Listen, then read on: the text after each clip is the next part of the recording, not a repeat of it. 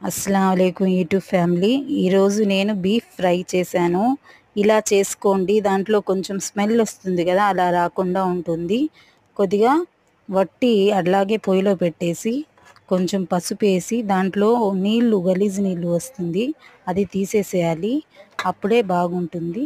ఒక medium size tomato, ఒక spoon salt, ఒక స్పూన్ కారం వేసుకుని దాన్ని బాగా కలిపేసేయండి.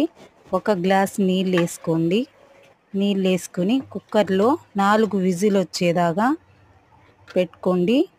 దాని తర్వాత ఒక 4 స్పూన్ల నూనె, ఒక మీడియం సైజ్ ఎర్రగడ్డ, ఒక పచ్చిమిర్చి 4, కొంచెం కొత్తిమీర, 4 లవంగాలు, 4 చెక్క, 2 రెమ్మల కరివేపాకు.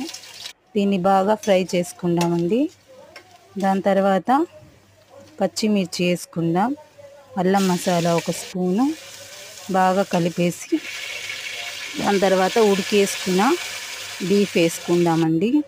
దాని తర్వాత 1 స్పూన్ కారం, 1 స్పూన్ ధనియాల పొడి, 1 స్పూన్ గరం మసాలా. దీంట్లో సాల్ట్ వేయలేదండి, మీరు కావాలంటే వేసుకోండి, మాకు సరిపోయింది.